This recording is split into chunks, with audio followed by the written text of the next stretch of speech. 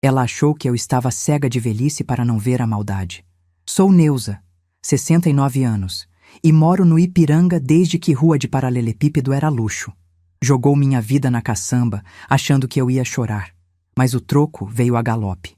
O cheiro do café coado no pano de algodão ainda estava forte na cozinha quando a tragédia se anunciou, embora eu não soubesse. Era uma daquelas manhãs de terça-feira em São Paulo, com o céu cor de chumbo e uma garoa fina que não molha a terra, mas gela os ossos da gente. Minha casa, um sobrado antigo de azulejos azuis na fachada e piso de taco de peroba no andar de cima, sempre foi meu castelo. Comprei com o suor da minha testa, costurando até de madrugada, quando a luz da lâmpada amarela ardia nos meus olhos e as pontas dos meus dedos já não sentiam as agulhadas. Fui costureira a vida inteira. Não dessas que fazem bainha de calça de vez em quando. Fui costureira de vestido de noiva, de terno de linho, de roupa de festa. Com o barulho do motor da máquina, eu paguei a faculdade de engenharia do meu filho, o Marcos. Criei o menino sozinha, depois que o pai dele sumiu no mundo, me deixando apenas com dívidas e um coração calejado. Mas eu nunca fui de abaixar a cabeça. Quem me conhece sabe, a Neuza é dura na queda. Plantei minha muda de Comigo Ninguém Pode na entrada da sala para espantar o mal-olhado e segui em frente. O problema começou há 8 meses, quando o Marcos veio com uma conversa mansa. Ele e a esposa, a Priscila, queriam comprar um apartamento de luxo na Vila Mariana. Como a taxa de juros estava alta, a brilhante ideia deles foi entregar o imóvel alugado em que viviam e se mudar para o meu sobrado por 1 ano, para juntar dinheiro. Eu, com coração de mãe, abri as portas. Quem avisa amigo é, já dizia minha falecida mãe, mas eu achei que a convivência seria pacífica. Afinal, a casa é grande. Priscila é daquelas moças que não sabem fritar um ovo sem sujar o fogão inteiro, mas andam com o nariz empinado como se fossem donas do mundo. Trabalha com marketing digital, seja lá o que isso for. Fica o dia inteiro com o celular na cara, gravando vídeos na minha varanda, mostrando uma vida que não paga com o próprio bolso. Desde que pisou aqui, tentou mudar a minha casa. Reclamou do meu filtro de barro, disse que a água tinha gosto de terra. Exigiu que o Marcos comprasse uma geladeira nova porque a minha fazia muito barulho. E o pior de tudo, começou a cobiçar o meu quarto de costura. O quarto de costura era o meu santuário. Ficava nos fundos, com uma janela grande que dava para o quintal onde eu cultivo minhas samambaias. Lá dentro, repousavam as minhas 3 maiores riquezas materiais.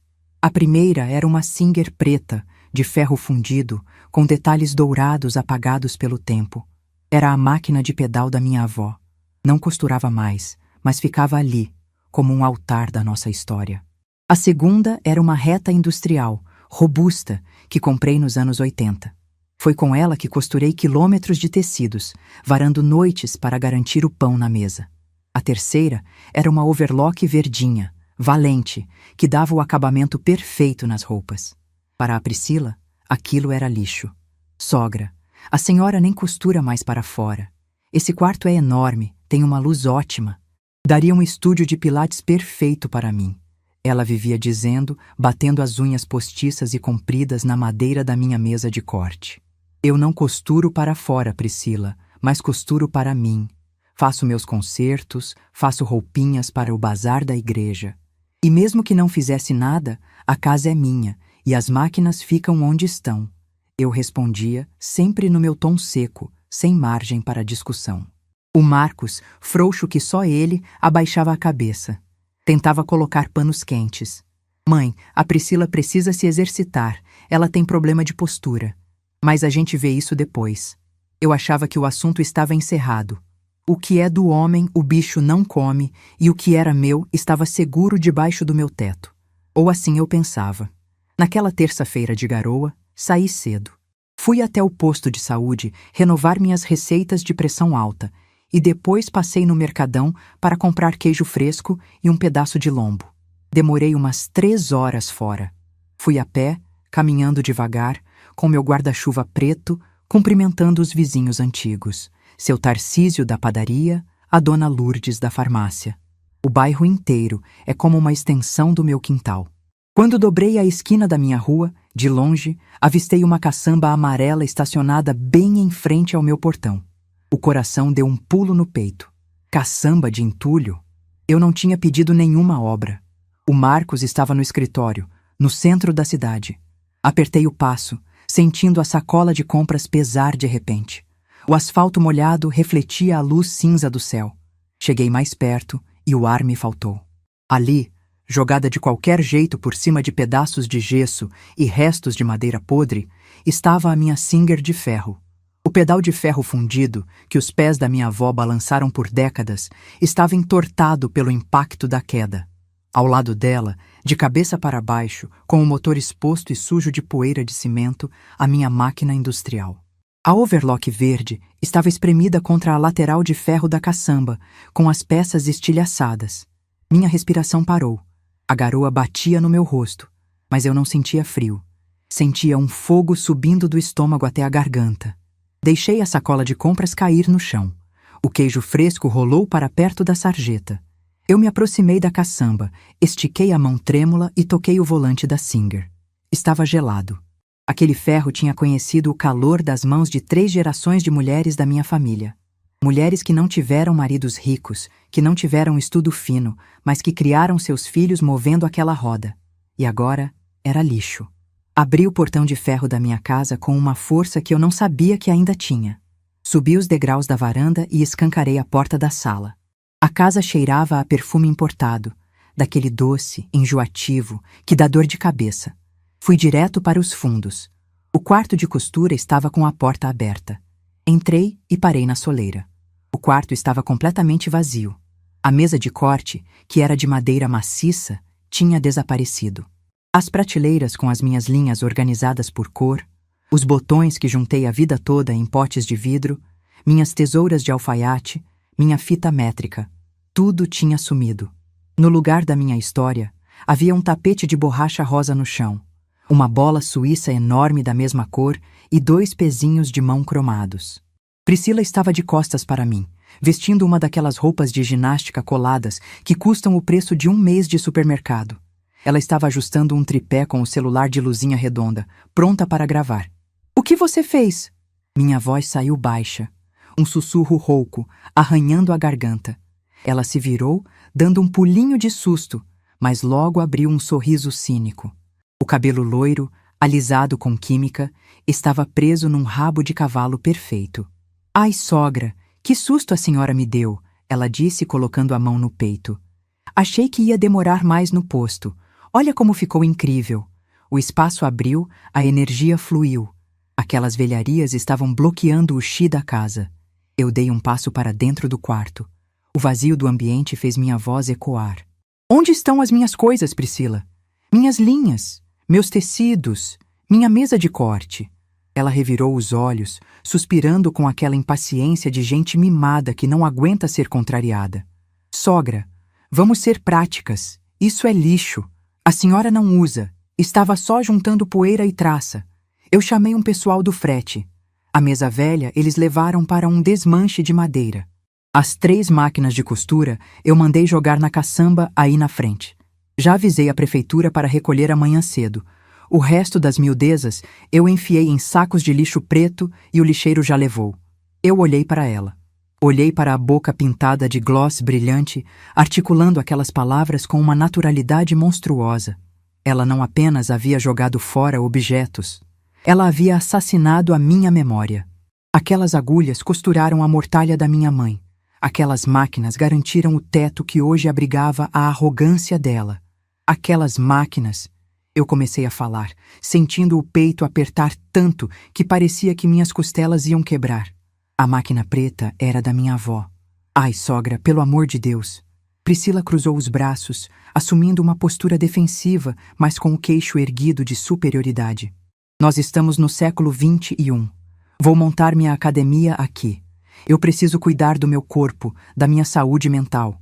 O Marcos concordou que a casa precisa se modernizar. "A senhora tem que desapegar dessas coisas velhas. Ficar guardando tralha atrai pobreza. A senhora não lê sobre isso?" Ela invocou o nome do meu filho. O Marcos sabia. Ou, pelo menos, ela iria dizer a ele que foi para o meu próprio bem. E ele, cego, concordaria. Você jogou o meu trabalho de uma vida inteira na caçamba. Eu repeti, sentindo minhas unhas cravarem nas palmas das minhas mãos. Sogra, não faz drama, por favor. Se a senhora quiser costurar um botão que caiu, a gente compra aquelas maquininhas de plástico da internet. Custa R$ 50. É muito mais higiênico. Ela riu pelo nariz. Agora, se a senhora me der licença, eu preciso gravar meus stories da manhã. Minhas seguidoras estão esperando minha rotina de treinos.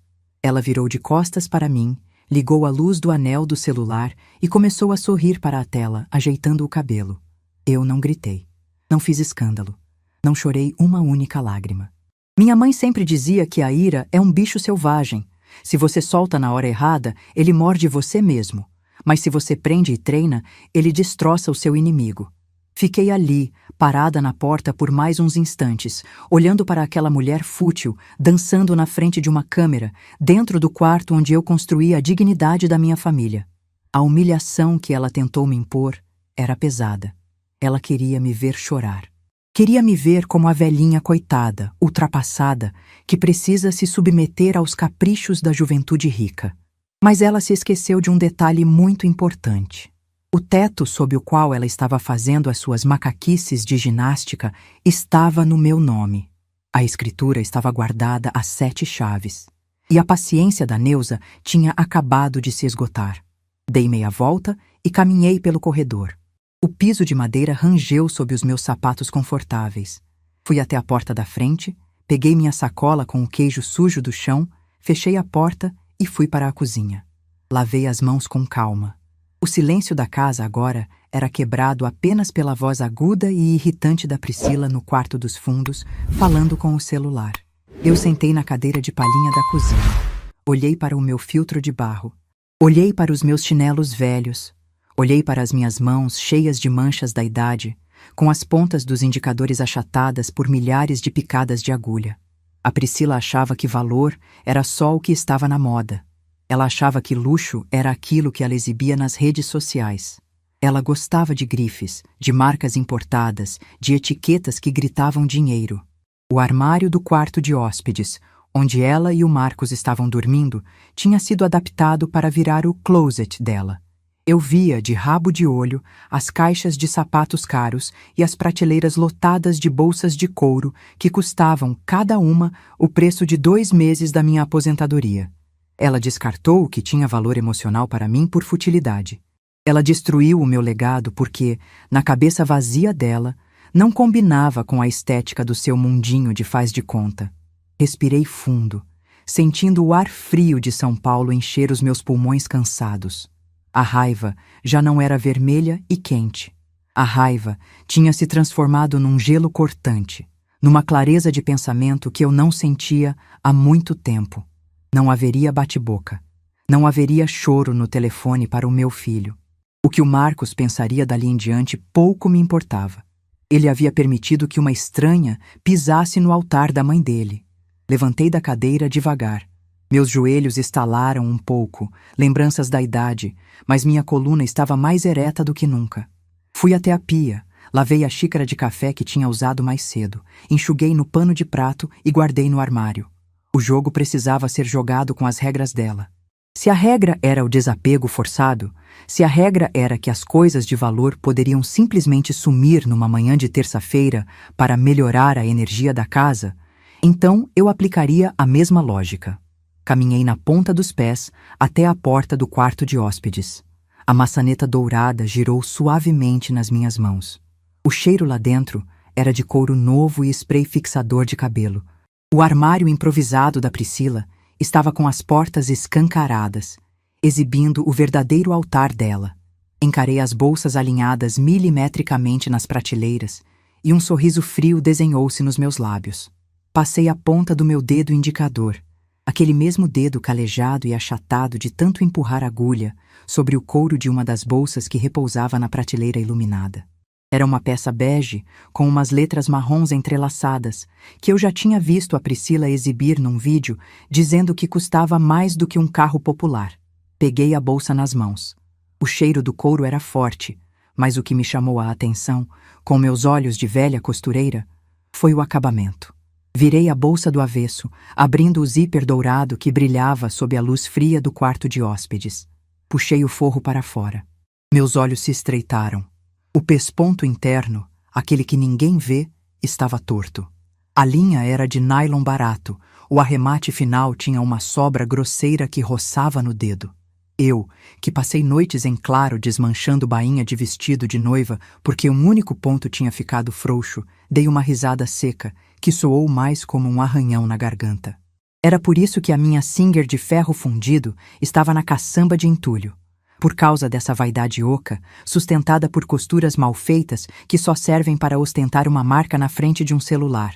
Deixei a bolsa de lado e olhei para o resto do armário. Havia dezenas delas.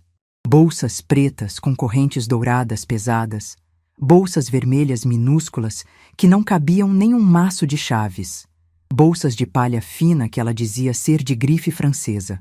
Uma fortuna gasta em futilidade, empilhada na casa que eu construí com o suor do meu rosto. O silêncio do quarto de hóspedes pareceu me abraçar, e com ele veio o peso da minha própria história. Fechei os olhos por um instante e o cheiro do couro novo desapareceu, dando lugar ao cheiro de cera em pasta, aquela que eu passava de joelhos no chão de taco de peroba, e ao aroma forte de café coado que me mantinha acordada até às 3 da manhã. A Priscila, com seus 20 e poucos anos e sua vida inventada na internet, achava que estava lidando com uma velha qualquer. Essa juventude de hoje acha que quem tem cabelo branco nasceu ontem, que a gente brotou do chão já com dor nas juntas e tomando remédio de pressão. Eles não imaginam os leões que a gente teve que estrangular com as próprias mãos para chegar viva aos quase 70 anos neste país. Lembrei de 1982, o ano em que o Valdir, meu falecido marido, juntou 2 mudas de roupa numa sacola de feira e sumiu no mundo, me deixando com o Marcos, então com 5 anos, ardendo em febre no berço, e uma pilha de carnês atrasados na gaveta da cozinha. Eu não tinha profissão chique, não tinha diploma na parede. O que eu tinha era a máquina de costura preta da minha avó. Naquela mesma noite, com a chuva castigando o telhado de brasilite da nossa primeira casinha de aluguel, eu sequei as lágrimas com as costas da mão, cobri meu filho com um cobertor de lã e sentei de frente para a máquina. Coloquei a correia de couro na roda de ferro, pisei no pedal e comecei a costurar. Costurei fronhas, lençóis, calças curtas. Fui bater na porta da dona Eunice, uma mulher rica lá dos lados do Pacaembu, oferecendo meus serviços de conserto. Fui humilhada muitas vezes. Tive que engolir patada de dondoca que reclamava que o viés não estava na cor exata do tecido. Mas eu nunca baixei a cabeça. Com o dinheiro daquela Singer, eu comprei a máquina reta industrial. Com o barulho da máquina industrial, que tremia o chão do quarto e fazia o Marcos dormir embalado pelo som do motor, eu dei entrada neste sobrado no Ipiranga. Passei pela inflação que trocava o preço do arroz todo dia no mercado. Sobrevivi ao cruzeiro, ao cruzado, ao confisco da poupança. Eu guardava dinheiro dentro de potes de fermento vazios, escondidos no fundo do armário da cozinha, para garantir que o meu filho teria o que comer. E agora, o meu filho, aquele mesmo menino que eu formei engenheiro com o dinheiro de milhares de zíperes pregados, permitia que uma estranha jogasse a ferramenta da nossa sobrevivência numa caçamba de lixo. Uma dor aguda atravessou meu peito, mas não era tristeza. Era a decepção maternal, aquela que queima frio. O Marcos se tornou um homem fraco, deslumbrado por uma mulher que brilha por fora e é oca por dentro. Ele preferiu fechar os olhos e evitar o conflito a defender a memória da mãe. Ele escolheu o lado dela. Abri os olhos novamente, encarando as prateleiras do closet improvisado. A tristeza não paga as contas e não devolve a dignidade de ninguém. A Priscila queria me ensinar sobre desapego. Ela disse que tralha velha atrai pobreza e bloqueia a energia. Pois bem, a Neuza aqui, além de costureira, sempre foi uma aluna muito aplicada. Saí do quarto de hóspedes a passos lentos, mas firmes. Caminhei pelo corredor comprido até o meu próprio quarto. A porta de madeira maciça rangeu suavemente. Meu quarto sempre foi simples. Uma cama de casal com colcha de retalhos que eu mesma fiz. Uma penteadeira antiga com um frasco de leite de rosas e meu terço de madeira pendurado no espelho. E, no canto, O meu velho guarda-roupa de embuia. Abri a porta do guarda-roupa. O cheiro de naftalina e sabonete de lavanda me acalmou. Fui direto à gaveta de baixo, a única que trancava com uma chavinha dourada que ficava escondida dentro da fronha do meu travesseiro. Girei a chave. O trinco estalou. Lá dentro, guardada numa caixa de metal que um dia abrigou biscoitos amanteigados, estava a minha verdadeira força. Não eram joias, não era dinheiro vivo. Eram papéis. Tirei a caixa, sentei na beirada da cama e abri a tampa. Lá estava essa escritura do sobrado. Peguei o papel grosso, amarelado pelo tempo, com os selos do cartório no verso. Passei a mão sobre as letras datilografadas. Estava lá, claro como a luz do dia. Neuza Maria da Silva, legítima proprietária. Imóvel quitado, sem dívidas, sem pendências. O Marcos não tinha 1 centavo investido neste chão. A Priscila, muito menos. A casa era minha. O teto, sob o qual ela gravava suas futilidades, era sustentado pelas paredes que eu levantei. Ninguém poderia me expulsar daqui. Ninguém poderia me internar num asilo ou me mandar para um quartinho de fundos se eu não quisesse. Eu tinha o poder da terra onde pisava. Debaixo da escritura, encontrei o que estava procurando. Minha velha caderneta de telefones. Uma agendinha de capa preta de couro sintético, com as bordas gastas e letras do alfabeto na lateral. Folheei as páginas, passando por nomes de clientes antigas, fornecedores de tecido do Brás que já deviam ter falecido, até chegar à letra Z. Zezé, bazar da paróquia de São Judas Tadeu. Dona Zezé é uma senhora de 72 anos, de cabelos brancos tingidos de acaju e uma energia que dá inveja a muita menina de 20. Ela coordena o bazar da Igreja Matriz há mais de 15 anos. O bazar funciona num galpão nos fundos da paróquia e vende de tudo: roupas usadas, sapatos, móveis velhos, louças. O dinheiro arrecadado serve para comprar cestas básicas para as famílias das comunidades vizinhas e para ajudar na manutenção da creche das Irmãs Vicentinas. Sempre que me sobrava retalhos bons, ou quando eu fazia roupinhas de bebê para aproveitar restos de tecido de algodão, eu levava para a Zezé. Ela sempre me recebia com um abraço apertado e um café quente na garrafa térmica de plástico. Neuza, minha filha, ela costumava dizer, aqui a gente transforma o que sobra na mesa do rico em prato cheio na mesa do pobre. Deus te pague. Olhei para o número de telefone anotado a caneta azul. Eu não precisava ligar. Eu sabia que o bazar funcionava de terça a sexta-feira, e hoje era terça. Dona Zezé estaria lá, organizando as araras de roupas com o seu avental xadrez. A Priscila havia jogado as minhas máquinas na caçamba, sob o argumento de que eram lixo sem utilidade. Ela descartou peças de valor inestimável para a minha alma porque, para ela, não tinham valor comercial na sua vida de aparências. Mas e as coisas dela? Qual era o verdadeiro valor daquelas bolsas que custavam o preço de um terreno no interior? Serviam apenas para alimentar o ego de uma moça vazia.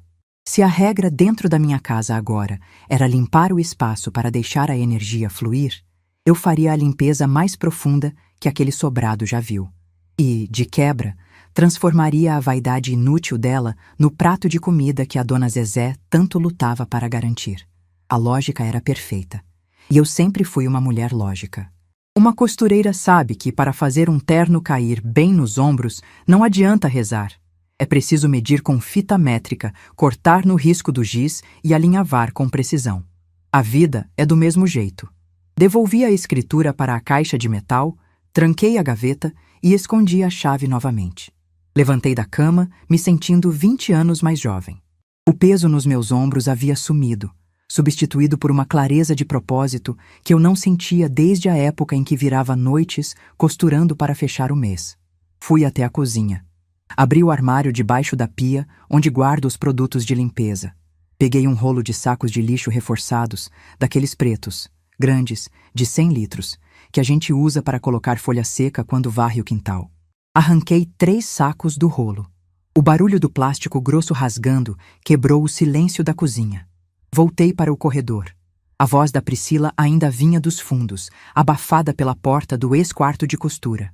Ela estava gravando algum áudio, rindo alto, falando sobre mindset e foco no objetivo.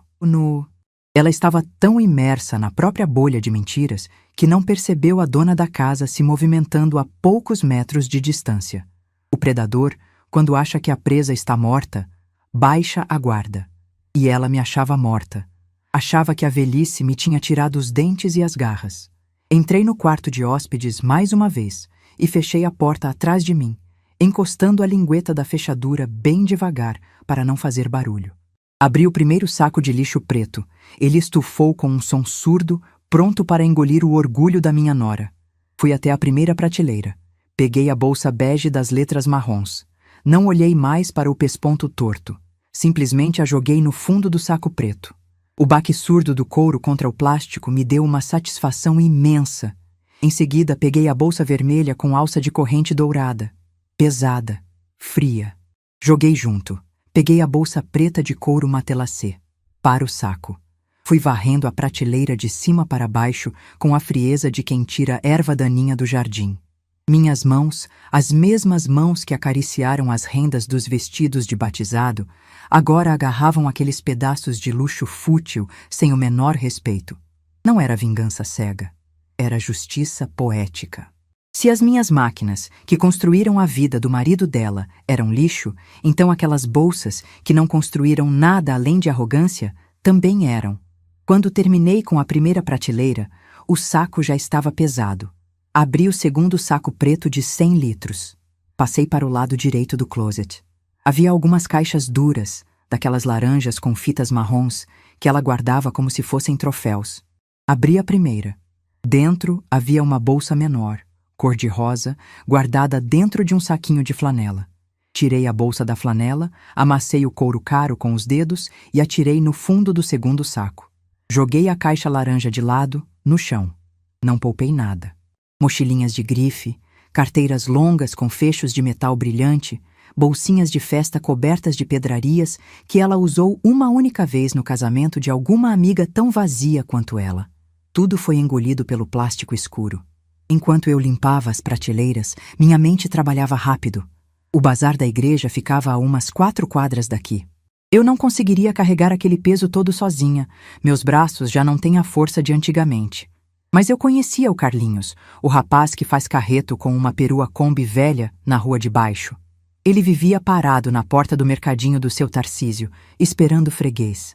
Com R$ 20, ele levaria as sacolas e eu junto até a porta do galpão da paróquia. Terminei de encher o segundo saco. As prateleiras do armário agora estavam nuas. A madeira branca do móvel estava exposta, despida de todo o glamour que a Priscila tinha construído. O quarto de hóspedes voltou a ser apenas um quarto de hóspedes e não um santuário de compras. Olhei para os 2 sacos pretos estufados no meio do chão. Ali dentro havia, segundo as cotações do mundo maluco da minha nora, o equivalente a dezenas de milhares de reais. Para mim, não valiam o preço do ferro fundido do pedal da minha máquina Singer. Mas para a dona Zezé, aquilo seria um milagre. Ela venderia aquelas bolsas rapidinho, cobrando seus 200 ou 300 reais em cada uma para as peruas do bairro que gostam de ostentar sem pagar o preço da loja de shopping. O dinheiro cobriria o telhado da creche. Compraria leite em pó para as crianças. O luxo inútil da Priscila ia, finalmente, servir para alguma coisa decente nesta vida. Dei um nó apertado no primeiro saco. Puxei as pontas do plástico com força, sentindo o material esticar e travar. Fui para o segundo saco e fiz a mesma coisa. Levantei e me olhei no espelho de corpo inteiro que a Priscila havia instalado na porta do armário para tirar suas fotos. Eu vi uma mulher de cabelos grisalhos, vestindo uma saia de sarja azul marinho e uma blusa de botões estampada com flores miúdas. Vi as rugas ao redor dos meus olhos, marcas dos sorrisos que dei e das lágrimas que segurei. Eu vi a Neuza, a costureira, a mãe que criou um filho sozinha, a dona da casa. Não havia fraqueza ali. Havia apenas a paciência que a vida ensina e a coragem que a necessidade forja. Dei um nó cego no plástico preto, o mesmo nó que a vida me ensinou a dar em quem tenta desfazer a minha história, e caminhei para a porta. O corredor do meu sobrado parecia mais comprido do que de costume. Arrastei o primeiro saco preto pelo piso de taco de peroba, tomando cuidado para não fazer barulho. O plástico grosso deslizava com um chiado abafado, pesado como um defunto, mas a minha vontade era maior que qualquer dor na lombar. Deixei o primeiro fardo encostado na porta da sala e voltei para buscar o segundo. Do quarto dos fundos, a voz da Priscila continuava esganiçada. Ela falava com o celular como se estivesse discursando para uma multidão, usando aquelas palavras em inglês que eu não entendo e nem faço questão de aprender. Gente, foca no glow up. A gente tem que limpar o ambiente para a prosperidade entrar. Desapega do que te atrasa, sabe? Mindset de riqueza. Parei por um segundo no corredor, segurando a boca do segundo saco de lixo. Balancei a cabeça. A prosperidade dela era sustentada pelo contra-cheque do meu filho e pelo teto que a minha máquina de costura pagou. Se a burrice pagasse imposto, essa menina não teria dinheiro para comprar nem um pão na chapa. Arrastei o segundo saco até a porta da sala. Minha respiração estava um pouco ofegante. Aos 69 anos, a gente não tem a mesma tração nas pernas, mas a raiva é um combustível poderoso. Ela limpa as juntas e clareia a vista. Abri a porta da frente bem devagar. A garoa fina de São Paulo ainda caía, deixando o quintal com aquele cheiro bom de terra molhada e folhagem úmida. Minha muda de Comigo Ninguém Pode, no vaso de barro perto do portão, parecia me olhar com aprovação. Arrastei os 2 sacos pretos até a calçada, deixando-os encostados no muro, bem longe da caçamba amarela onde a minha história estava jogada. Não olhei para as minhas máquinas. Se eu olhasse, o coração ia fraquejar, e aquela não era hora para choro. Era hora de costurar o meu troco. Fechei o portão de ferro sem bater o trinco e caminhei a passos rápidos até a rua de baixo. O vento frio batia no meu rosto, mas eu estava suando por baixo da blusa de algodão. Logo na esquina, em frente à padaria do seu Tarcísio, a Kombi branca do Carlinhos estava estacionada. O Carlinhos é um rapaz bom, de seus 30 e poucos anos, que vive de fazer carreto pelo bairro. Estava encostado no capô do carro, fumando um cigarro e olhando para o movimento da rua com os olhos miúdos. Bom dia, dona Neuza. Fugindo da chuva? Ele perguntou, jogando a bituca na sarjeta e ajeitando o boné desbotado na cabeça. Dia, Carlinhos. Preciso de um favor seu, e tem que ser agora. Ele percebeu o tom da minha voz. Eu nunca fui de muita conversa mole, mas sempre tratei todo mundo com respeito. Ele abriu a porta do passageiro da Kombi, que rangeu alto. Para a senhora, é só mandar. O que a gente vai levar? 2 sacos de lixo lá de casa até a paróquia do São Judas. É rápido. Te pago R$ 30 pela viagem curta. Ele sorriu, mostrando um dente lascado na frente. Bora lá. A senhora entra aqui que eu dou a volta com o carro. Subi na Kombi. O cheiro lá dentro era uma mistura de gasolina, poeira e estofado velho. Aquele barulho de batedeira cansada que o motor da Kombi faz me trouxe uma paz estranha. Era som de trabalho honesto, som de gente que acorda cedo para ganhar o pão, muito diferente do barulhinho de notificação de celular que a minha nora achava que era o som do sucesso. Paramos em frente ao meu portão. O Carlinhos desceu e foi pegar os sacos pretos. Quando ele se abaixou para levantar o primeiro fardo, o olhar dele cruzou com a caçamba amarela bem ali do lado. Ele parou. O Carlinhos já fez muito carreto de tecido para mim, quando eu costurava para fora. Ele conhecia a minha casa. Dona Neuza, ele apontou com o queixo. Aquela ali na caçamba não é a sua máquina reta? E a de pedal lá no fundo? Engoli seco. Senti uma agulhada no peito. É sim, Carlinhos, respondi, mantendo o rosto virado para frente, olhando através do vidro embaçado da Kombi. A juventude de hoje acha que o que é velho não serve mais. Resolveram limpar a casa. O Carlinhos ficou olhando para a caçamba por uns 10 segundos. Ele balançou a cabeça devagar, com aquela expressão de quem entende a dor do pobre. Ele sabia que aquelas máquinas não eram lixo. Quer que eu tire de lá, dona Neuza? Eu levo para a minha garagem. A gente limpa o cimento e a senhora guarda. Não, meu filho, eu disse com a voz firme. O que vai para o lixo, no lixo fica. Põe os sacos na Kombi, que a dona Zezé está esperando a gente. Ele não discutiu. Pegou os 2 sacos pesados, jogou na parte de trás da perua e bateu a porta traseira. Arrancamos. Foram apenas 4 quarteirões até a paróquia. O galpão do bazar fica na rua de trás da igreja, um lugar simples, com telha de zinco e chão de cimento queimado. Quando chegamos, a porta de ferro de enrolar estava pela metade. O Carlinhos me ajudou a descer e carregou os 2 sacos para dentro. Paguei as 3 notas de R$ 10 para ele, agradeci e pedi que não comentasse com ninguém sobre a caçamba. Ele assentiu, fez um sinal com a mão e foi embora. O galpão cheirava a naftalina, sabão de coco e poeira antiga. Havia araras de ferro lotadas de roupas usadas, separadas por cor, caixas de papelão cheias de sapatos desparceirados e mesas de plástico com louças lascadas. No fundo, perto de uma garrafa térmica vermelha, estava a dona Zezé. Ela usava o seu avental xadrez de sempre. O cabelo acaju estava preso num coque mal feito. Quando me viu, abriu um sorriso que enrugou o rosto inteiro. Neuza, minha flor, que milagre você por aqui numa terça-feira de chuva. Veio trazer retalho para as meninas do crochê? Caminhei até ela, desviando de uma pilha de cadeiras de plástico. Hoje não, Zezé. Hoje eu vim trazer uma doação diferente.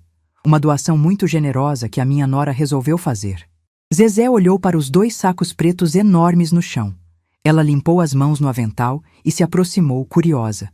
Nossa, mas é muito volume. O que tem aí? Cobertor? Abre, Zezé. Dá uma olhada. Ela desatou o nó cego que eu tinha feito no primeiro saco. Puxou o plástico para baixo. A luz fraca das lâmpadas fluorescentes do galpão bateu direto no couro das bolsas da Priscila. As ferragens douradas brilharam no meio daquele ambiente humilde. Zezé arregalou os olhos. Ela enfiou a mão dentro do saco e puxou a primeira bolsa. Era a tal da bolsa bege com letras marrons. Ela apertou o couro, olhou o forro, passou a mão pela alça pesada. Depois, puxou uma bolsa vermelha minúscula e uma mochila preta cheia de zíperes de metal. Virgem Maria, Neuza, Zezé sussurrou chocada. Isso aqui é coisa fina. Isso é couro legítimo. Olha o peso dessa corrente. Menina, isso aqui não é doação para bazar de igreja, isso é artigo de vitrine de shopping. A minha nora disse que está numa fase de desapego, Zezé. Ela falou que guardar coisa velha e inútil bloqueia a energia da casa. Eu disse, usando as exatas palavras da Priscila, mas com um gosto de pimenta na boca. Ela pediu para eu trazer tudo para cá. Falou que era lixo na vida dela. Zezé me olhou por cima dos óculos de leitura que usava na ponta do nariz. Ela me conhece há 30 anos. Ela sabe que eu não dou ponto sem nó. Ela olhou para as bolsas e depois para o meu rosto sério, sem um pingo de remorso. A velha Zezé sorriu de canto de boca, entendendo que havia uma história ali que não precisava ser contada em voz alta. Lixo, é? Pois bendito seja o lixo dos ricos. Zezé riu, maravilhada. Neuza, você tem noção do que isso aqui vai fazer por nós? O telhado da creche das Irmãs Vicentinas está chovendo dentro. A gente precisava de R$ 2.000 para comprar as telhas e pagar o pedreiro. Eu estava perdendo o sono com isso. Quanto você acha que consegue nisso aí, Zezé? Ela começou a tirar as bolsas e alinhar sobre uma mesa de madeira vazia. Eram 28 peças no total. Um tesouro de futilidade. Ah, minha filha, se eu colocar isso aqui na arara da frente, as peruas lá do condomínio fechado do bairro vizinho baixam aqui amanhã mesmo. Eu não entendo de marca não, mas sei ver quando o negócio é caro. Vou botar R$ 100 nas bolsas grandes e 50 nas pequenas. Vende como água no deserto. Até sexta-feira eu limpo essa mesa e garanto o telhado das crianças. E ainda sobra para comprar leite em pó para o mês inteiro. R$ 100. Eu sabia, pelo que a Priscila esbanjava no celular, que só a bolsa bege valia mais do que o carro do Marcos. Mas para mim, R$ 100 estava muito bem pago. O valor das coisas não está na etiqueta que vem pendurada nelas, está na serventia que elas têm. A máquina da minha avó vestiu a minha família. As bolsas da Priscila iam cobrir o telhado de 40 crianças pobres. Pela primeira vez na vida, a vaidade da minha nora ia servir para alguma coisa que prestasse. Pois bote o preço e venda rápido, Zezé. Dinheiro na mão é vendaval. Não guarda, não, eu aconselhei, dando um tapinha no ombro dela. Deus te abençoe, Neuza, e avise sua nora que a Igreja Matriz vai rezar uma missa na intenção dela no domingo. Uma alma muito caridosa. Eu aviso, Zezé. Ela vai adorar saber. Me despedi e saí do galpão. A chuva tinha engrossado. Abri meu guarda-chuva preto e fiz o caminho de volta a pé. Foram 4 quarteirões, caminhando devagar, sentindo a água lavar a calçada e levar embora a poeira. Meu coração batia num ritmo calmo e constante. A ira já não existia. Havia apenas a paciência do pescador, que já jogou a rede, e agora só precisa sentar e esperar o peixe se debater. Quando cheguei no meu portão, a caçamba amarela continuava lá, imóvel sob a chuva. Olhei para a minha máquina Singer de ferro fundido. A garoa molhava o pedal enferrujado. Respirei fundo. Eu não ia brigar por ela agora. Eu precisava que a Priscila acreditasse que tinha vencido. Eu precisava que ela sentisse o gosto do poder absoluto dentro da minha casa, para que a queda dela fosse de um lugar bem alto. Entrei em casa, fechei a porta e sacudi o guarda-chuva no capacho. O cheiro de incenso barato empesteava a sala. A Priscila estava na cozinha. Ela vestia um roupão de seda curto por cima da roupa de ginástica e mexia alguma gororoba verde no liquidificador. Quando me viu entrar, ela desligou o aparelho e abriu aquele sorriso de dentes brancos demais, artificiais demais. "Oi, sogra! A senhora sumiu. Foi dar uma voltinha para esfriar a cabeça?" O tom dela era de pena. Aquela pena nojenta que os jovens arrogantes sentem pelas pessoas mais velhas que eles julgam ignorantes. Ela achava que eu tinha ido para a rua chorar escondido. Achava que eu era uma velha frágil e submissa, incapaz de lutar pelo que era meu. Tirei meu casaco úmido e pendurei na cadeira de palhinha. Fui dar uma caminhada, Priscila. Fui no mercadinho, encontrei umas conhecidas. A chuva está apertando. Ela pegou um copo de vidro bonito, despejou o suco verde grosso e me estendeu. "Toma, sogra. Fiz um detox de couve com gengibre. É ótimo para limpar as toxinas do corpo e aliviar o estresse. A senhora deve estar chateada com as coisas lá do quarto, mas acredita em mim, foi para o seu bem. O Marcos me mandou uma mensagem agorinha e disse que vai dar um dinheirinho para a senhora comprar umas roupas novas no shopping. Para compensar, sabe? O meu filho achava que ia comprar o meu perdão com meia dúzia de blusinhas de shopping. A covardia do Marcos me machucava muito mais do que a maldade da Priscila. Ele sabia o que aquelas máquinas significavam. Mas preferiu jogar dinheiro no problema a enfrentar a mulher. Peguei o copo com o suco verde. O cheiro era de mato pisado. "Não precisa se preocupar, Priscila. Você tem razão", eu disse, olhando fixamente nos olhos dela, com a voz baixa e mansa. Eu andei pensando enquanto caminhava. A gente se apega muito às coisas materiais, não é? Pedaço de ferro, pedaço de madeira. Isso não é vida. A gente tem que limpar o espaço para a energia nova entrar. Quem vive de passado é museu. Os olhos da Priscila brilharam de orgulho. Ela bateu palminhas, dando um pulinho de alegria. Ela tinha domado a fera. Ela tinha vencido a sogra difícil. Ai, que orgulho da senhora! É exatamente sobre isso que eu falo nas minhas lives. É o desapego. A senhora vai ver como a casa vai ficar mais leve. O quarto já está com outra cara.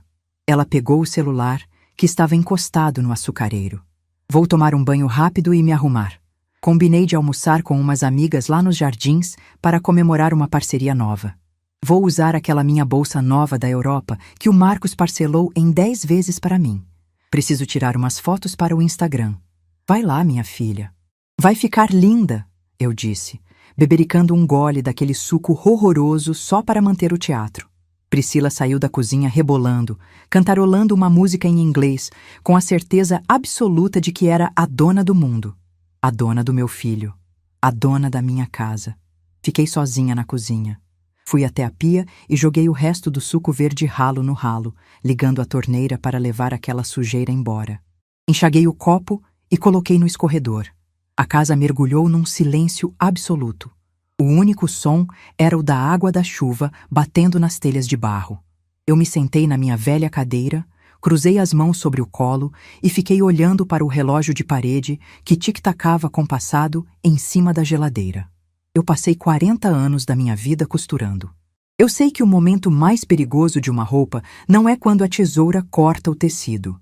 O momento mais perigoso é quando você passa a linha no buraco da agulha e dá o primeiro nó na ponta. É um movimento silencioso. Ninguém ouve o barulho da linha. Ninguém percebe o nó sendo feito. Mas é ali que o destino daquele pano está selado. A Priscila não sabia, mas ela já era um tecido cortado. A agulha já estava passada. O nó já estava dado. Faltavam poucos minutos para ela abrir a porta daquele quarto de hóspedes.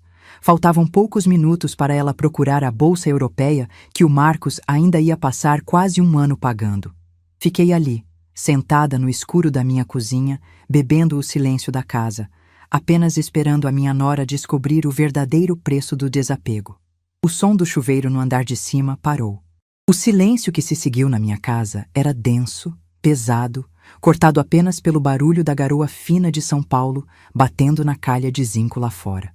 Eu continuava sentada na minha cadeira de palhinha na cozinha, com as mãos repousando sobre o colo, sentindo o calor fraco da garrafa térmica de café perto do meu cotovelo. Eu não tinha pressa. A vida me ensinou que a pressa é inimiga da perfeição, principalmente quando a gente está costurando uma lição que precisa durar para sempre. Ouvi os passos descalços da Priscila no andar de cima.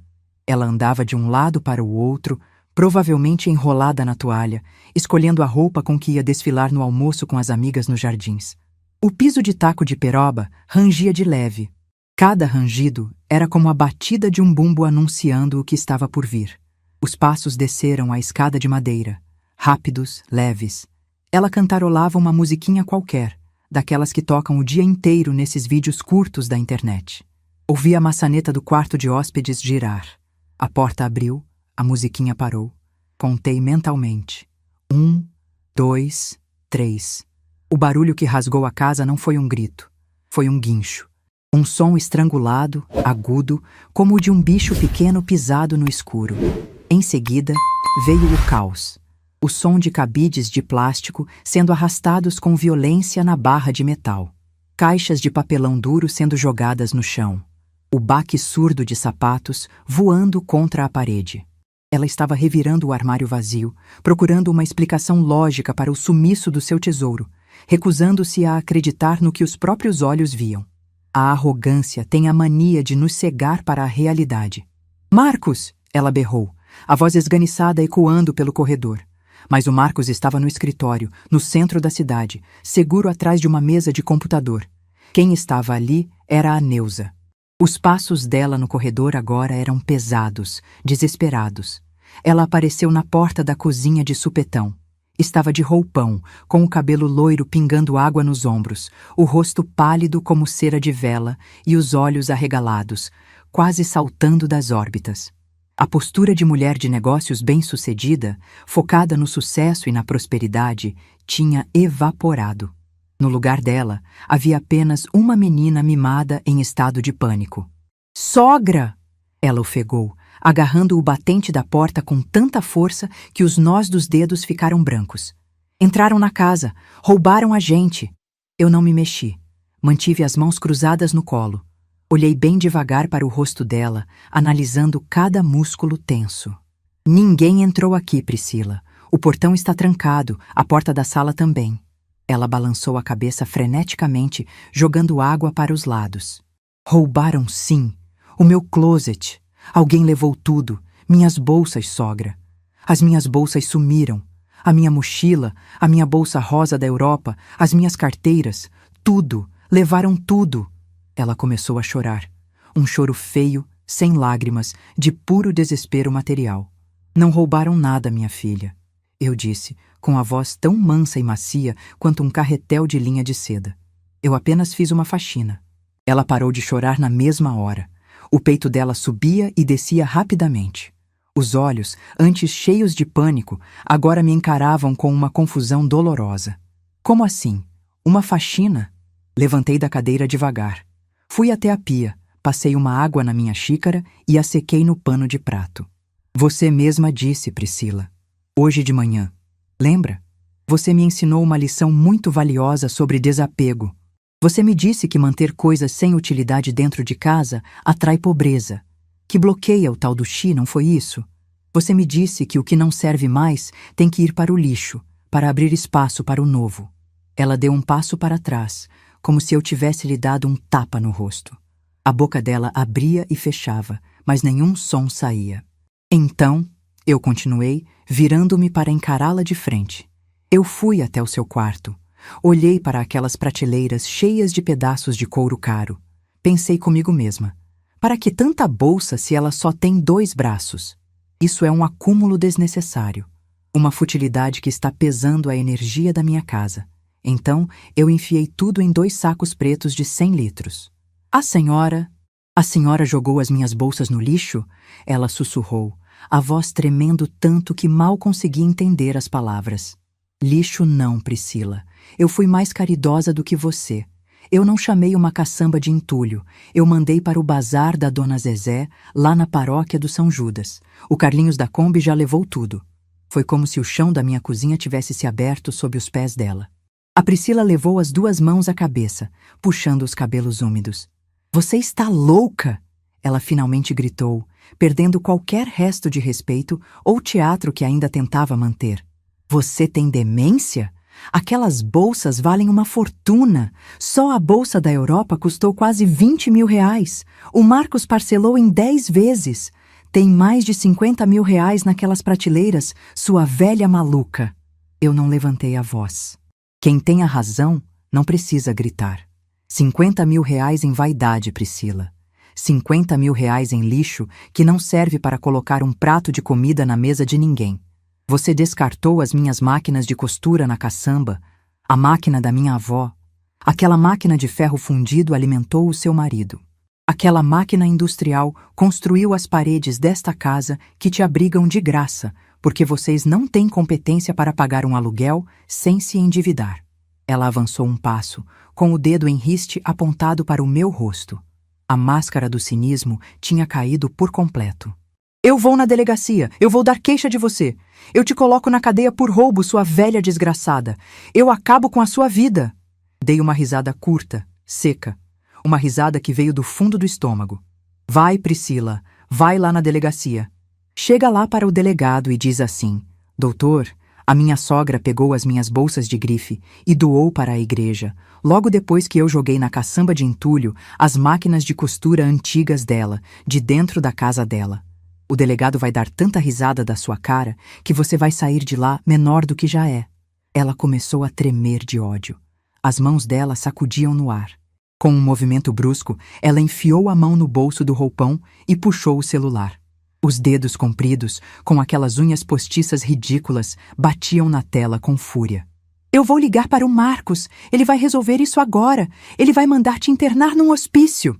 Ela colocou a chamada no viva-voz e jogou o celular em cima da mesa da cozinha. O som de chamada ecoou pelo ambiente. 3 toques depois, a voz mansa e cansada do meu filho atendeu. Oi, amor. Aconteceu alguma coisa? Estou no meio de uma reunião. Aconteceu, Marcos. Aconteceu que a sua mãe enlouqueceu de vez. Ela roubou todas as minhas bolsas. Todas! Fez um limpa no meu closet e mandou tudo para um bazar de igreja de gente pobre. Ela jogou as minhas coisas fora por vingança. Houve um silêncio pesado do outro lado da linha. Eu podia imaginar a cara de tacho do Marcos, cercado por planilhas de computador, percebendo que o castelo de cartas dele tinha desmoronado. Mãe! A voz do Marcos saiu fina, hesitante. Mãe, a senhora está aí? O que é isso que a Priscila está falando? Dei 2 passos até a mesa e me inclinei sobre o aparelho. Estou aqui, Marcos, e ela disse a verdade. Eu doei as bolsas dela. Fiz uma limpa na energia da casa. Sabe como é, seguindo o exemplo da sua esposa, que hoje de manhã mandou as minhas 3 máquinas de costura, incluindo a da sua bisavó, para a caçamba de entulho que está parada aqui no nosso portão. Mais silêncio. O Marcos pigarreou. Mãe, a gente tinha conversado sobre isso. A Priscila precisava de espaço para o estúdio de pilates. A senhora não usava mais as máquinas. E mãe, pelo amor de Deus, as bolsas da Priscila custam uma fortuna. A gente ainda está pagando o cartão de crédito. O fogo que eu estava controlando a manhã inteira finalmente chegou aos meus olhos. Encarei o celular em cima da mesa como se fosse o rosto do meu filho. Você escute bem o que eu vou te dizer, Marcos, e preste muita atenção, porque eu só vou falar uma vez. Você se formou engenheiro com o dinheiro que saiu daquelas máquinas que a sua esposa chamou de lixo. Você cresceu com um teto sobre a cabeça e comida no prato porque eu costurei até os meus dedos sangrarem. E você, como um frouxo, abaixou a cabeça e permitiu que uma estranha cuspisse na história da sua família dentro da minha própria casa. Mãe, não é assim. Ele tentou interromper. Cale a boca e me escute. Eu cortei, com a voz grossa de quem manda na própria vida. Vocês acharam que iam me enrolar. Acharam que a velha aqui ia engolir o choro e aceitar calada a humilhação, porque eu sou mãe, e mãe perdoa tudo. Mas a mãe aqui não é boba. O que é do homem, o bicho não come, Marcos. A casa está no meu nome. A escritura está trancada na minha gaveta. Quem manda aqui dentro sou eu. A Priscila, que ouvia tudo de braços cruzados, roendo o canto do lábio, explodiu de novo. Eu quero as minhas coisas de volta. Marcos, manda ela ir lá buscar. Eu tenho um almoço nos jardins. Eu preciso das minhas bolsas. Olhei para a Priscila com um sorriso que não tinha um pingo de alegria. Você pode ir lá buscar, Priscila. É no bazar da Dona Zezé, rua de trás da matriz. Ela me disse que ia colocar as bolsas grandes por R$ 100 e as pequenas por 50. Deve dar tempo de você comprar as suas coisas de volta antes que as peruas do bairro levem tudo por preço de banana. Os olhos da Priscila se arregalaram num horror genuíno.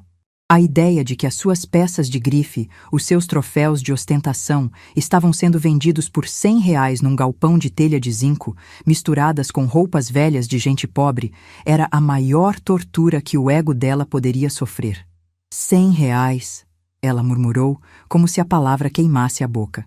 Você deu as minhas coisas para venderem por R$ 100? E foi muito bem pago, eu respondi, sem piscar. A Dona Zezé vai consertar o telhado da creche das Irmãs Vicentinas com o dinheiro das suas vaidades. A única coisa útil que você produziu, desde que pisou na minha casa, foi garantir que 40 crianças não tomem chuva na cabeça. Devia me agradecer pela caridade feita no seu nome. Priscila agarrou o celular da mesa. Eu vou lá. Marcos, transfere dinheiro para a minha conta agora. Eu vou lá comprar as minhas bolsas de volta antes que alguma favelada coloque as mãos nelas. Ela virou de costas, pronta para correr até o quarto e colocar uma roupa qualquer. Priscila, eu chamei. O tom da minha voz era tão frio que ela parou no meio do caminho, como se tivesse batido numa parede de vidro. Ela olhou para trás, por cima do ombro. Pode ir. Vai lá salvar os seus pedaços de couro velho. Mas ouça bem. Se você passar por aquela porta da sala para buscar as suas bolsas, pode aproveitar a viagem e não voltar mais. Porque a chave da fechadura vai girar assim que você sair, e as suas malas vão fazer companhia para as minhas máquinas na caçamba amarela. Ela ficou paralisada. O Marcos, ainda no viva voz na mão dela, estava mudo. Você não pode fazer isso, ela sussurrou, a voz falhando, a arrogância finalmente quebrada ao meio. A gente não tem para onde ir. A gente entregou o apartamento. Eu não apenas posso, como eu vou fazer, eu disse, dando um passo na direção dela. O meu tamanho de mulher idosa parecia ter dobrado. Eu enchi a cozinha com a minha presença. A brincadeira acabou. O estúdio de pilates está cancelado. Você vai pegar as minhas máquinas daquela caçamba, debaixo dessa chuva, uma por uma. Vai limpar o cimento delas com um pano úmido, vai arrastar as 3 de volta para o quarto dos fundos e vai colocar cada uma exatamente no lugar onde estavam. Priscila olhou para as próprias mãos, para as unhas postiças recém-feitas. A ideia de carregar ferro fundido, sujo de lama e cimento no meio da rua era absurda para ela. E o meu marido? Ela choramingou, olhando para o celular. Marcos, fala alguma coisa. O Marcos vai chegar do trabalho hoje e vai trazer a minha mesa de corte de volta do desmanche. Nem que ele tenha que pagar o dobro do preço. Eu ditei as regras, olhando fixamente para o aparelho na mão dela. Se as minhas máquinas e a minha mesa não estiverem no lugar até o fim do dia, amanhã de manhã as malas de vocês dois estarão na calçada. E eu mudo as fechaduras. Entendido, Marcos?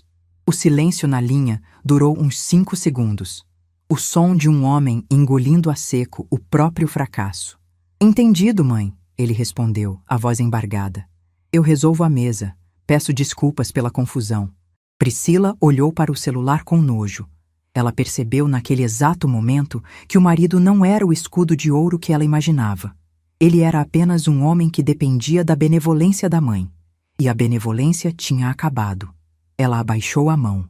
O celular escorregou dos dedos dela e caiu no chão da cozinha com um estalo seco. A tela trincou no canto. Ela não se abaixou para pegar. A mulher que, horas antes, dançava na frente de uma câmera tripudiando sobre a minha história, agora era apenas um arremedo de gente, espremida dentro de um roupão úmido, tremendo de frio e de humilhação. Ela percebeu que a vida real não é uma tela de celular onde se apaga o que não gosta com o toque de um dedo. Na vida real, o buraco é mais embaixo. Vai chover mais forte de tarde, eu avisei, pegando o meu pano de prato e dobrando sobre a pia com cuidado metódico. Se eu fosse você, descia agora para buscar a máquina da minha avó.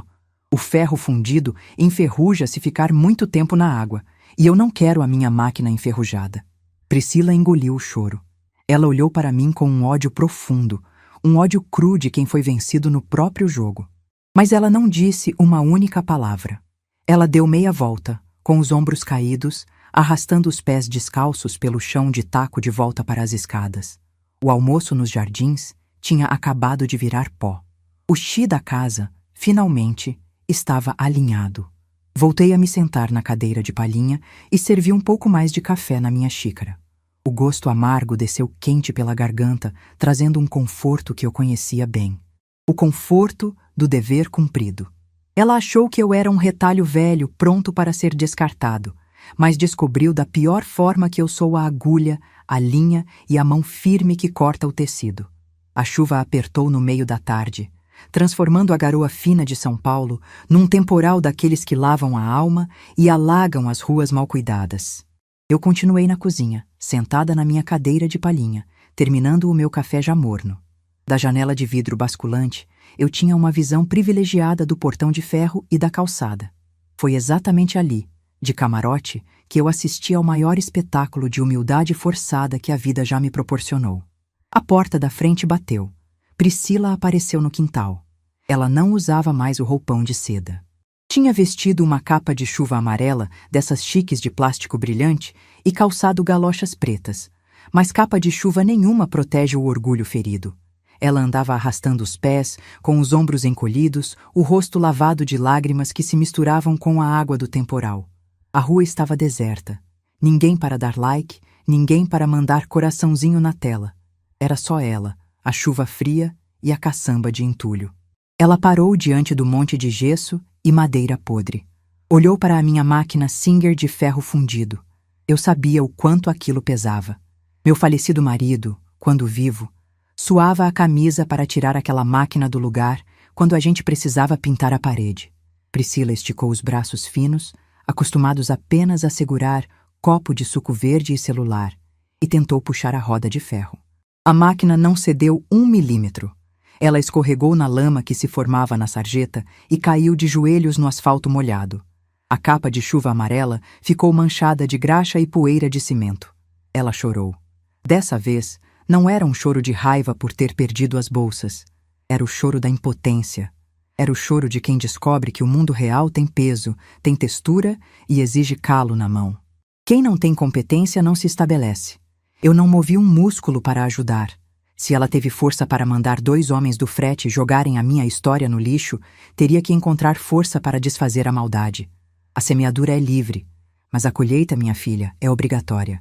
Demorou quase 2 horas. Priscila teve que ir até a garagem, pegar o carrinho de feira de ferro que eu uso para trazer compras do Mercadão e amarrar a máquina de pedal com cordas de varal. Ela puxou a Singer pelo quintal, degrau por degrau da varanda, ofegando como um animal cansado. O piso de taco do corredor ficou marcado de lama e água suja, mas eu não me importei. Chão a gente passa pano. Dignidade, depois que mancha, dá muito mais trabalho para limpar. Ela fez 3 viagens. Trouxe a Singer, depois a reta industrial e, por último, a overlock verdinha, que estava com a carcaça arranhada, mas com o motor intacto. Ela empilhou tudo no canto do quarto dos fundos, no meio daquele tapete rosa de pilates, que agora estava imundo de graxa e barro. Quando ela terminou, sentou no chão, encostada na parede, respirando pela boca, completamente ensopada e suja. Eu parei na porta do quarto, segurando um pano de chão limpo. Joguei o pano no colo dela. Aproveita que já está suja e limpa o cimento do ferro das máquinas. O motor da reta não pode ficar úmido. Tem um vidro de óleo de máquina na gaveta da cozinha, passa nas engrenagens para não enferrujar. Eu disse com a voz serena. Ela não me respondeu. Apenas apertou o pano de chão nas mãos trêmulas e abaixou a cabeça. A crista tinha baixado. O chi da casa dela tinha desmoronado sob o peso do ferro fundido. Eram quase 19 horas quando escutei o barulho de um motor a diesel parando no portão. O temporal tinha virado uma chuva fina e persistente. Fui até a janela da sala. Era uma caminhonete de frete. O Marcos desceu do banco do passageiro. Ele usava o terno do escritório, agora amassado e úmido nos ombros. O rosto do meu filho estava abatido, envelhecido uns 10 anos em poucas horas. Ele e o motorista da caminhonete desamarraram a minha mesa de corte de madeira maciça da carroceria. O desmanche de móveis antigos devia ter cobrado os olhos da cara para devolver a peça. Dinheiro não aceita desaforo e o Marcos estava pagando caro pela fraqueza de não ter imposto limites à própria mulher. Eles carregaram a mesa para dentro. O Marcos pediu licença, com a voz baixa, desviando o olhar do meu. Eles atravessaram o corredor e colocaram a mesa pesada exatamente no centro do quarto dos fundos, no mesmo lugar onde ela repousou por mais de 20 anos. Paguei o homem do frete apenas com um aceno de cabeça e ele foi embora. Ficamos nós 3 no quarto. A Priscila, encolhida no canto, suja de barro. O Marcos, com o terno manchado de poeira de madeira, respirando fundo. E eu, de braços cruzados, inteira e inabalável. Está aí, mãe, o Marcos disse, passando a mão no cabelo ralo. A mesa está no lugar. As máquinas estão aqui. A senhora venceu. Eu não venci nada, Marcos, eu respondi, olhando no fundo dos olhos do meu filho. Isso aqui não é um jogo de tabuleiro para ter vencedor ou perdedor. Isso aqui é a vida real. É o respeito por quem pavimentou a estrada para você poder andar de sapato limpo. Você achou que estava me poupando de um conflito ao concordar com essa barbaridade de jogar minhas coisas fora. Mas o que você fez foi cuspir no prato que te alimentou. Ele abaixou a cabeça. Os ombros dele caíram. Eu errei, mãe. Fui fraco. A Priscila insistiu tanto. Eu só queria paz em casa. Paz não se compra com a dignidade dos outros, meu filho. A paz que se constrói em cima da humilhação alheia é uma paz de cemitério. Costura torta a gente não esconde com o ferro de passar. A gente desmancha o ponto e faz de novo. E o ponto de vocês dois nesta casa desmanchou hoje. Eu caminhei até a minha mesa de corte. Passei a mão pela madeira lisa, sentindo os pequenos sulcos que a tesoura fez ao longo de décadas de trabalho. Estava de volta ao lugar dela. O meu santuário estava bagunçado, sujo de lama, mas estava vivo. Vocês têm até domingo para arrumar as malas, eu decretei. A minha voz não tremeu. Podem procurar um apartamento, uma pensão, um quarto de hotel, não me interessa. O que me interessa é que segunda-feira de manhã eu quero tomar o meu café coado sozinha na minha cozinha, ouvindo apenas o barulho do relógio de parede. A Priscila não abriu a boca para reclamar. Ela sabia que não tinha mais o que negociar. O Marcos apenas assentiu, com os olhos vermelhos. Ele conhecia a mãe que tinha. Quando a Neuza bate o martelo, nem o vento muda a sentença. Os dias que se seguiram foram de um silêncio sepulcral naquele sobrado do Ipiranga. O Marcos e a Priscila andavam pela casa como fantasmas. Não havia mais gravação de vídeos na varanda. Não havia mais musiquinha em inglês tocando no celular. A Priscila passava o dia enfiada no quarto de hóspedes, que agora estava com o armário melancolicamente vazio, empacotando suas poucas roupas em malas de lona. Eles encontraram um apartamento minúsculo para alugar num bairro bem mais distante e bem menos chique. O dinheiro ia ficar curto, iam ter que cortar os luxos e os restaurantes caros. Iam ter que aprender na marra que a vida de adulto exige pé no chão e não apenas filtro de rede social. No domingo de manhã, o caminhão de mudança parou no portão. Levaram a cama, a televisão comprada a prazo e as malas. Quando o Marcos veio se despedir, ele me deu um abraço apertado, um abraço de menino arrependido. Eu beijei a testa dele. Coração de mãe não guarda ódio de filho, mas também não pode servir de tapete para ele limpar o pé. Vem almoçar comigo no domingo que vem, mãe. No apartamento novo, vou fazer um macarrão. ele disse segurando a minha mão. Eu vou, meu filho, mas vá arrumar a sua vida e cuide do seu casamento se achar que vale a pena. Mas lembre-se sempre de quem você é e de onde você veio.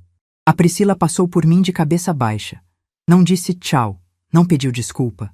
Apenas entrou no carro e fechou a porta. O orgulho dela ainda estava ferido demais para reconhecer a lição.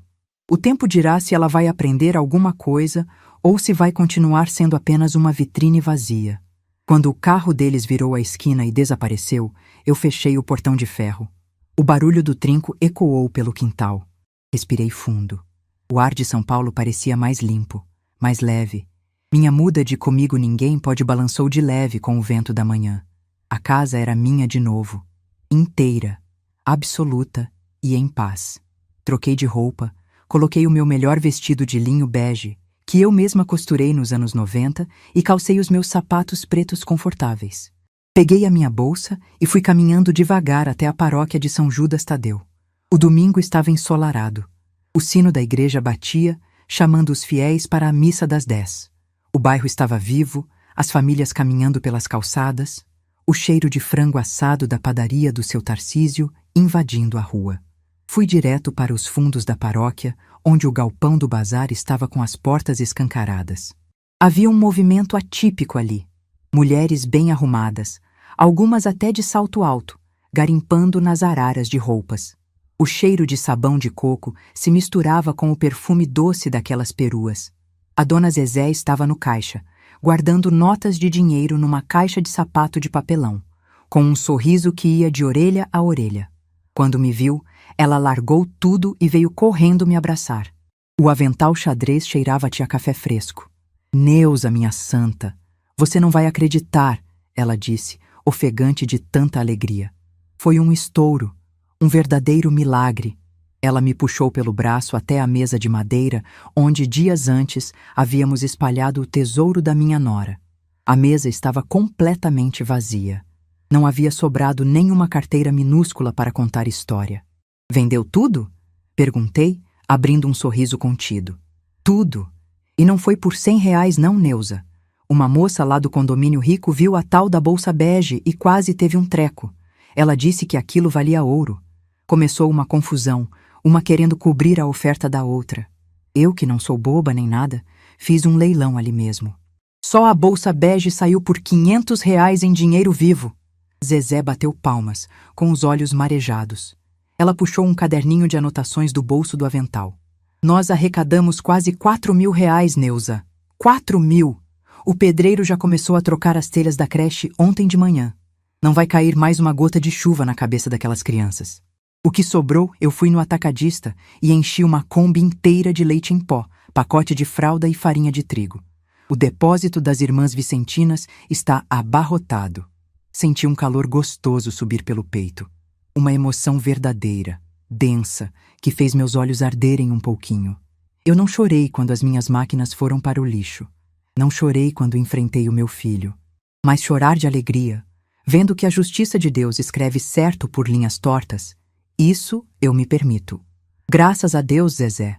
O dinheiro serviu para o que tinha que servir, eu disse, apertando a mão calejada da minha amiga. O padre vai falar na missa de hoje sobre a doação anônima. Ele quer agradecer a pessoa de bom coração que fez o bazar bater o recorde do ano. Você entra lá comigo? Não, Zezé. Eu não sou muito de holofote. E a doação, no fim das contas, foi da minha nora. O mérito do desapego é todo dela. Eu soltei uma risada curta, sentindo a ironia deliciosa daquela frase. Deixa o padre rezar, eu vou voltar para casa, tenho muito trabalho pela frente. Me despedi da dona Zezé e fiz o caminho de volta. O sol esquentava a calçada e aquecia os meus ombros velhos. A rua de paralelepípedo por onde andei tantas vezes parecia mais amigável. A sensação de dever cumprido é o melhor remédio para as dores nas juntas. Cheguei no meu sobrado, abri a porta da sala e deixei o sol entrar. Fui direto para o quarto dos fundos. O meu santuário estava esperando por mim. No dia anterior, eu tinha passado a tarde inteira limpando a sujeira que a Priscila tinha deixado. Lavei o chão de taco com cera em pasta, esfregando com a enceradeira antiga até a madeira brilhar. Coloquei as minhas prateleiras no lugar. Organizei os meus carretéis de linha por ordem de cor, formando um arco-íris de algodão na parede. Guardei os meus botões nos potes de vidro. A minha mesa de corte estava impecável no centro do quarto. Em cima dela, eu já havia esticado um tecido de algodão amarelo clarinho, riscado com giz de alfaiate, pronto para ser cortado. No canto do quarto, iluminada pela luz da janela que dava para as minhas samambaias, estava a minha Singer preta de ferro fundido. Eu havia passado uma flanela úmida nela. Tirei cada resquício de cimento, cada marca de graxa. Passei óleo de máquina nas engrenagens e poli a roda com cera automotiva, até o ferro voltar a brilhar como novo. O pedal estava leve, macio, como nos tempos em que a minha avó costurava roupas de domingo para a família. A reta industrial e a overlock também estavam limpas e prontas para o batente. O cheiro do óleo WD-40 se misturava com o cheiro do tecido novo, criando o aroma que embalou a minha vida inteira. O perfume do trabalho honesto. Sentei na cadeira de madeira de frente para a reta industrial. Liguei o motor. O zumbido grave e constante encheu o quarto, vibrando levemente o chão de taco. Era a batida do coração da minha casa que havia voltado a pulsar. Peguei os moldes de papel pardo que eu tinha guardado numa pasta. Eram moldes de roupas de criança, tamanhos pequenos, de 2 a 5 anos. O tecido amarelo clarinho ia virar um lote de vestidinhos e bermudas confortáveis. Eu ia costurar cada peça com o maior cuidado do mundo, fazer as bainhas perfeitas, pregar botões coloridos. Quando estivessem prontos, eu levaria as roupas para a creche das irmãs Vicentinas. Já que o telhado estava novo e a despensa cheia de leite graças ao dinheiro das bolsas de grife, as crianças também precisavam de roupas novas para brincar no seco. Passei a linha pelo buraco da agulha.